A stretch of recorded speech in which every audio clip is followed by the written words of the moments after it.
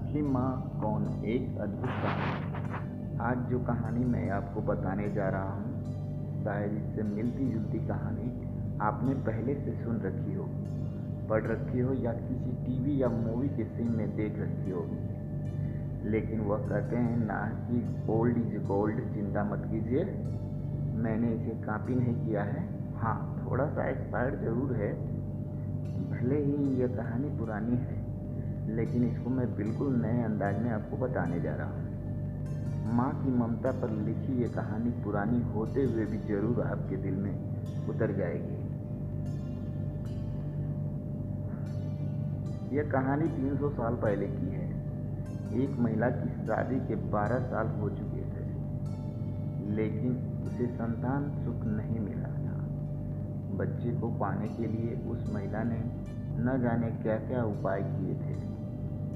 डॉक्टरों के पास गई थी, बाबा भक्तों के पास गई थी, जिसने जिस मंदिर, जिस मस्जिद, गुरुद्वारा या चर्च में जाने के लिए कहा, उस हर जगह पे गई थी।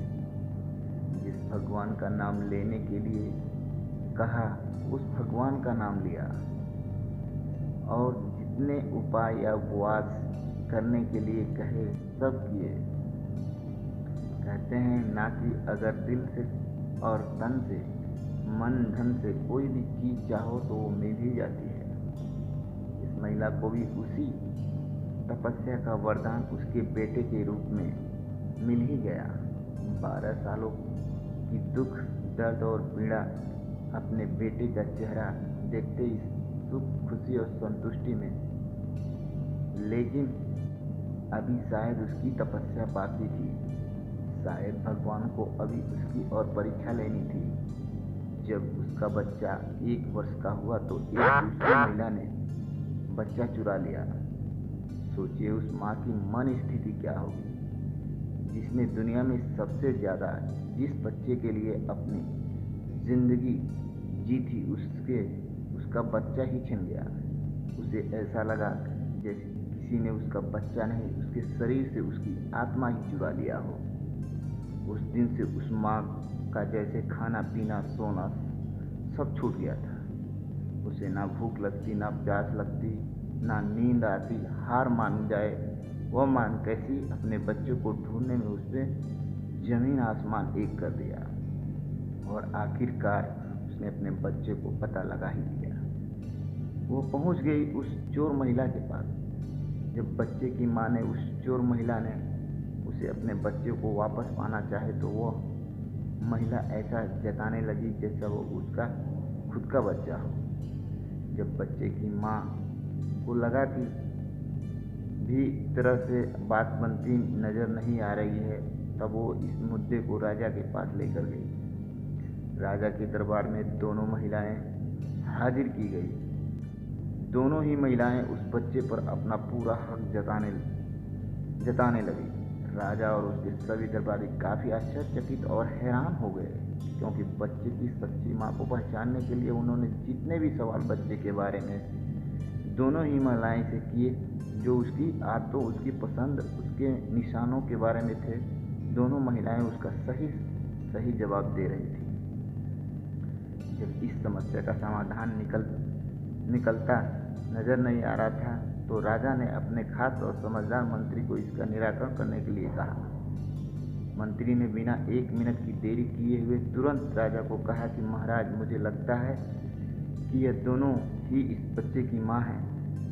इन दोनों का ही उस बच्चे पर बराबर हक है। अगर आपको न्याय ही करना है तो सबसे बेहतर तरीका यही होगा कि आप बच्चे के 2 टुकड़े कर दीजिए और 1 टुकड़ा दोनों माँओं को बांट दीजिए। मंत्री की ऐसी बात सुनकर राजा के साथ दरबार में हाजिर सभी लोग उनकी तरफ आश्चर्य से देखने लगे। राजा ने सोचा कि मंत्री की ऐसी मूर्खतापूर्ण बातों के पीछे जरूर कोई रहस्य होगा। वो बिना सोचे समझे ऐसी बात कभी नहीं कर सकते। राजा ने तुरंत अपने सिपाहियों से कहा कि मंत्री की बात पर अमल किया जाए और इस बच्चे के 2 टुकड़े कर दिया जाए। बच्चे की असली माँ ने यह फैसला सुनते ही राजा के पैर पकड़ लिए और बोली, महाराज, मुझ पर इतना जुल्म मत कीजिए। चाहे तो बच्चे को उस महिला को दे दीजिए, लेकिन उसके 2 टुकड़े मत मारिए। मेरा बच्चा मेरे लिए पास नहीं रहा तो चलेगा, इस दुनिया में तो रहेगा। मंत्री जी ने राजा से कहा, महाराज, यही उस बच्चे की असली माँ है, और जो वहाँ पर शांत खड़ी है वह है चोर। राजा ने तुरंत उस बच्चे को उसके असली माँ को सौंपने के लिए कहा और उस चोर महिला को फांसी की सजा सुनाई। बच्चे की असली माँ को उस दूसरी महिला पर जिसने उसका बच्चा चुराया था दया आ गया, क्योंकि उसने मिलने के बाद उसे यह पता चला कि वो भी उसी परिस्थिति से गुजर रही थी जिससे वो 12 सालों से गुजरी थी। इस महिला ने अपने बांझपन के चलते अपनी गोद भरने के लिए उस बच्चे को चुराया था, और चुराने के बाद भी वो उस बच्चे को अपने खुद के बेटे की तरह प्यार करती थी। बच्चे की असली माँ ने दरबार में विनती कर उस महिला को माफ़ करने के लिए कहा। दोस्तों, ये कहानी हमें बताती है कि कैसे एक माँ अपनी औलाद के लिए कुछ भी कर गुजरती है, और ये भी सच है कि एक माँ का दर्द दूसरे माँ से ज़्यादा कोई नहीं समझ सकता।